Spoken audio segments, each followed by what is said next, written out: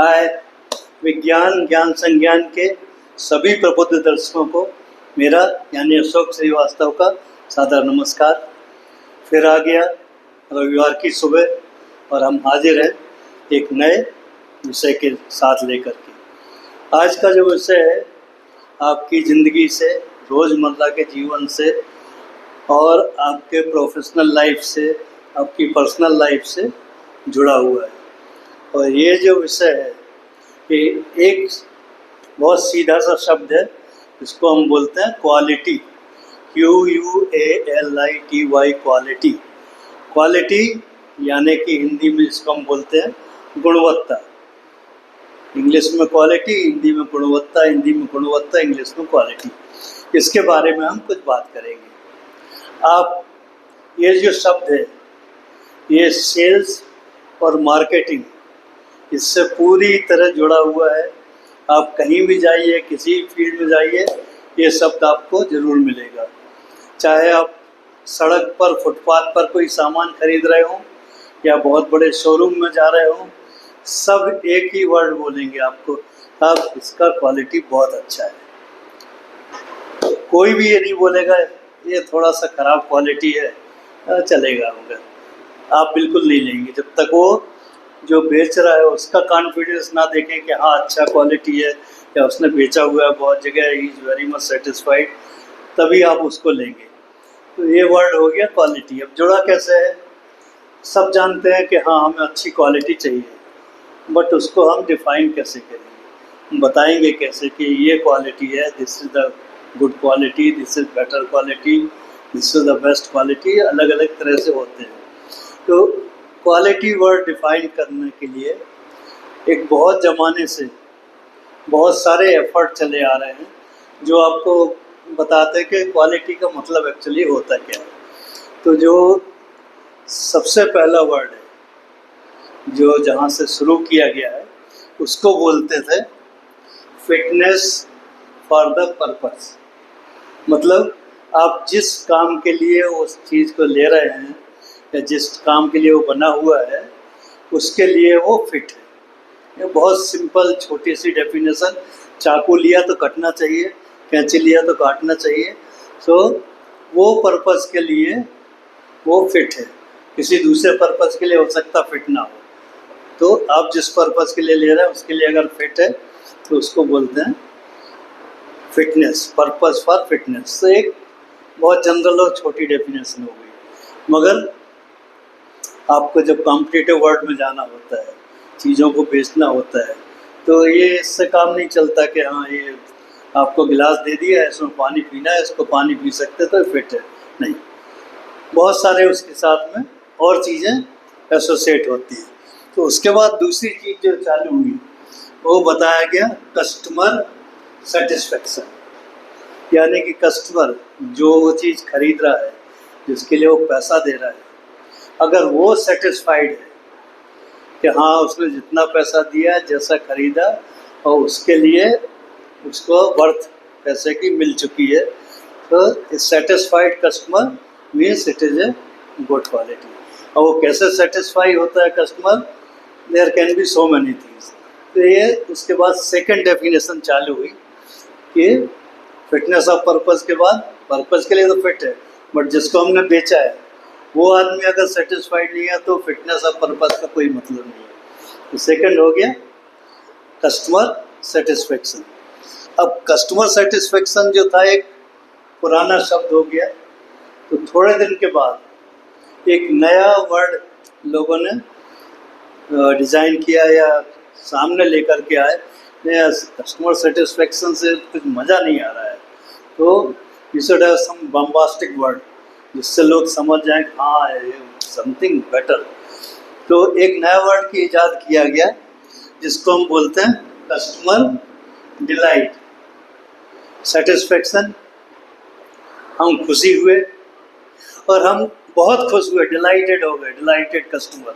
फिर समय ऐसा लगा कि हमने तो दुनिया की सबसे बढ़िया चीज़ खरीद ली। तो that is the customer delight. Satisfied customer may or may not come for the same thing, but a delighted customer will definitely come and buy the things again. So efforts are there to make a customer delighted by various features or various parameters or various performance of whatever you are going to sell it. You can delight him by so many means. आप अगर देखेंगे तो जो mobile phone है उसमें इतने सारे feature भरे होते हैं, उसमें से हो सकते हैं 80% फीचर आपके काम के हैं ही नहीं, आप ज़िंदगी में उसको कभी इस्तेमाल भी नहीं करेंगे, लेकिन वो फीचर बता करके इसमें ये है, इसमें ये है, इसमें ये है, they are able to sell it. और लेने वाले को लगता है अरे वाह, सेम पैसे में मैंने इतने सारी चीज़ खरीद ली, I am very delighted, this is really good, I will buy that. तो that becomes a customer delight. But ये तो हो गई कस्टमर रिलेटेड चीज़ें, यार क्वालिटेटिव टर्म में कि हाँ बहुत अच्छा है, बहुत बढ़िया है, आई एम डिलाइटेड, ये आपको मज़ा देगा, ये होगा। Then it comes to actually the features of that particular product, या जो भी प्रोडक्ट है उसके टेक्निकल स्पेसिफाइड फीचर्स में। तो ये डेफिनेशन के जो अगला वर्ड आया that is stated and implied need. Stated and implied need मतलब कुछ जो चीज़ें हैं जो हमने उसमें लिखी हुई हैं लिटरेचर में, या उसका जो आपका मार्केटिंग वाउचर है या टेक्निकल स्पेसिफिकेशन, बहुत सारी चीज़ें लिखी हुई हैं। They are called the stated need, means हमें ऐसा ऐसा चाहिए, ठीक है, वो चीज़ के हिसाब से उन्होंने बना दिया। सो नीड्स हैव बीन स्पेसिफाइड कि ये फंक्शन करेगा, ये फंक्शन करेगा। अब आगे क्या होता है, नीड स्पेसिफाइड है, बट बहुत सारी चीज़ें ऐसी हैं कि जो आप स्पेसिफाई नहीं करते हैं बट वो माना जाता है कि हाँ वो ज़रूरी है। Means they are called the implied needs, means they are implied, अपने आप में आ जाती हैं।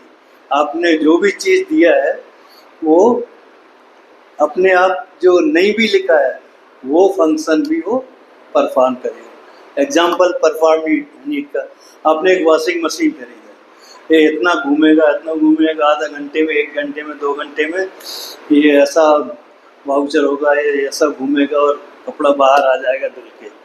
ये हो गया specified need. But implied need क्या है कि जो कपड़े आपने डाले हैं वो धुल के वापस आना चाहिए और बिना कटे फटे वापस आना चाहिए। नहीं तो हमने सारा कुछ कर दिया, एकदम साफ चमकदार भी हो गए बट 10 टुकड़े में निकल के आ गया। So that is the implied need, means हमने स्पेसिफाई नहीं किया बट जो प्रोडक्ट है वो उसको भी मीट करता है। Now these implied needs play a very important role in defining the quality. Implied needs are not specified by the customer or the purchaser. They are understood by manufacturer. वो अपने आप सोचता है कि इसमें हम कौन कौन सी चीज़ें हैं जो होना चाहिए, वहाँ पर आता है। आप कहीं होटल में गए, होटल में आपने क्या बोला, हमारे को एक सिंगल बेड का रूम चाहिए, अटैच बाथरूम होना चाहिए, टेलीफोन होना चाहिए, ये होना चाहिए, ठीक है, बहुत बढ़िया। अब इम्प्लाइड नीड क्या हो गया, जब आप बाथरूम में जा रहे हैं तो वहाँ साबुन होना चाहिए, दाढ़ी का साबुन होना चाहिए, टॉवल होना चाहिए। They all becomes the implied need. जो आपने बोला नहीं उसको, काउंटर पर नहीं बोला कि मुझे वहाँ पर टॉवल भी चाहिए, ये भी चाहिए, but they are implied needs. So these needs are understood by a manufacturer or by a seller, and he puts them into the requirement.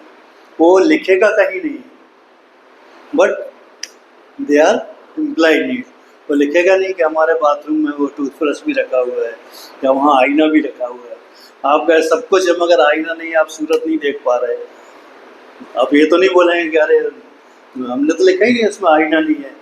तो these are the needs which are understood by manufacturer as a customer requirement and incorporated in the product. अब ये सारी चीज़ें हो गई qualitatively.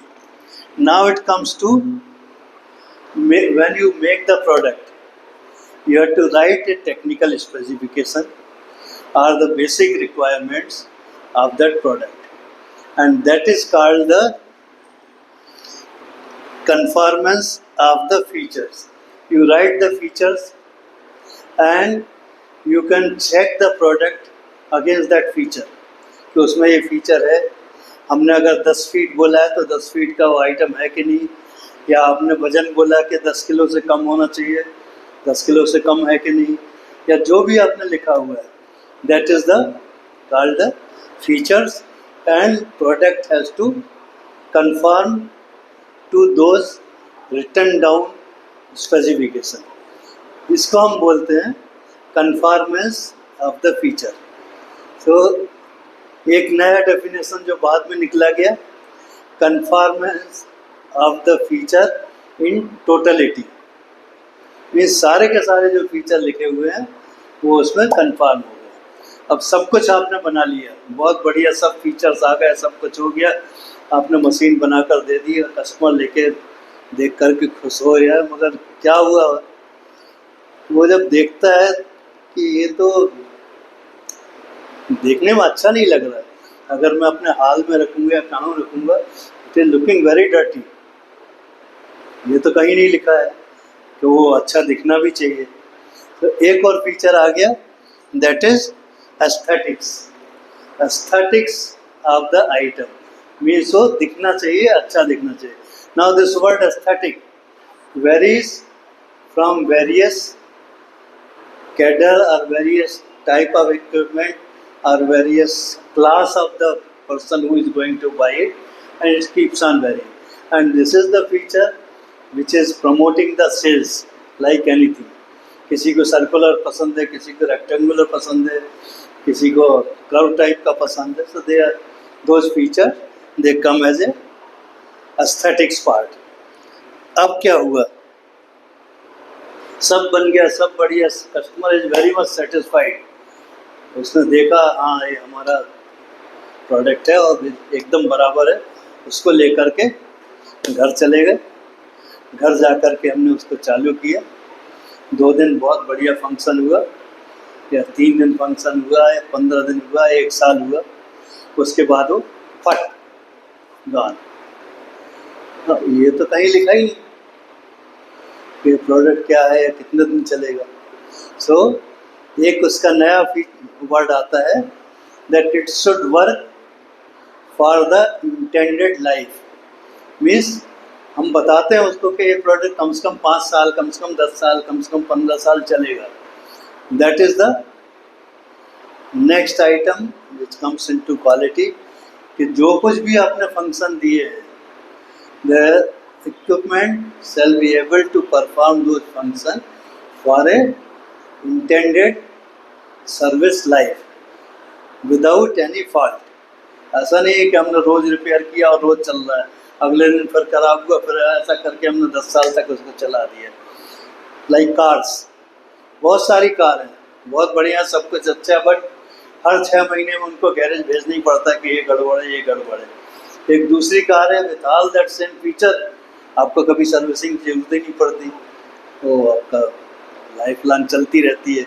जो उन्होंने 5 साल या 6 साल गारंटी बोली, 10 साल 20 साल चलती रहती बिना किसी ट्रबल के. So it has to meet and perform the work throughout the intended life. ये जो चीज़ें हैं, when you put everything together, that becomes the quality product और द बेस्ट क्वालिटी. क्वालिटी की बहुत सारी चलती है, ठीक ठाक क्वालिटी, अच्छा क्वालिटी, वो quality, but it keeps on varying with this type of features. Quality में 7 वर्ड्स हैं, 7 लेटर्स हैं, QUALITY, और उसके जो फीचर्स भी डिफाइन किए गए हैं वो भी 7 हैं. ये सारे 7 फीचर्स आ गए. अभी मैंने एक मेन फीचर इसमें नहीं बोला है, वो क्या है, that is the cost. Cost of that product. आपने सारे फीचर बना लिए, एक मोबाइल ले लिया, उसमें जितने सारे फीचर डालना थे, it meets everything, all requirement, but उसकी कास्ट आ गई 20 लाख रुपए. और पीपल विल थिंक फ़ोन के लिए 20 लाख रुपए खर्च करना चाहिए कि नहीं करना चाहिए।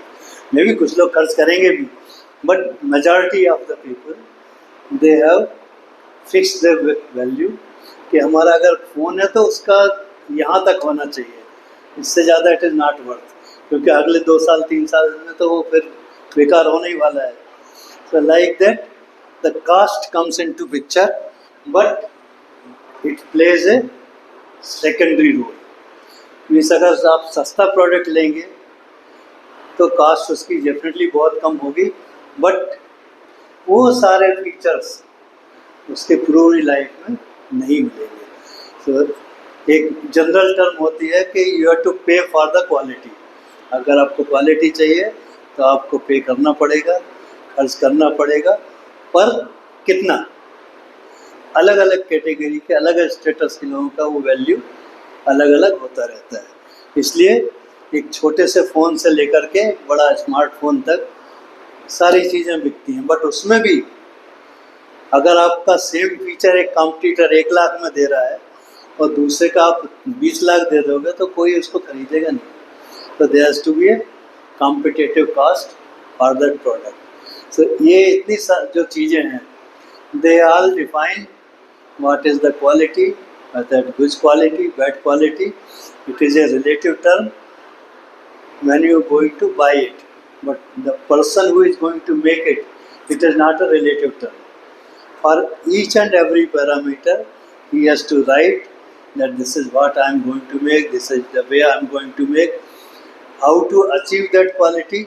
एक बहुत लंबा टॉपिक है जिसको हम इस लेक्चर में कवर नहीं कर सकते, क्योंकि उसको बनाने के लिए, क्वालिटी बनाने के लिए, you have to make so many things, so many checks, balances, it keeps on just, quality doesn't come by accident. Quality does not come by accident. It has to be planned and made, then only you get a good quality product. मुझे आशा है कि ये information आपके काम आएगी, या at least you will be able to inform or understand the literal meaning of the quality। and आपको पसंद आया, आप इसे लाइक, शेयर, सब्सक्राइब ज़रूर कीजिए, हमारा हौसला बढ़ेगा। आप अगर अपना कोई प्रोग्राम हमारे चैनल पर डालना चाहते हैं, आपका बहुत बहुत स्वागत है। अपना नॉलेज को अपने पास मत रखिए, डिस्ट्रीब्यूट कीजिए, लोगों में बांटिए, उनका भी बढ़ेगा, आपका भी बढ़ेगा, और सब लोग आपको दुआएं देंगे। बहुत बहुत धन्यवाद, थैंक यू सो मच। उसके बाद हम मिलेंगे अगले रविवार को एक नए टॉपिक के साथ।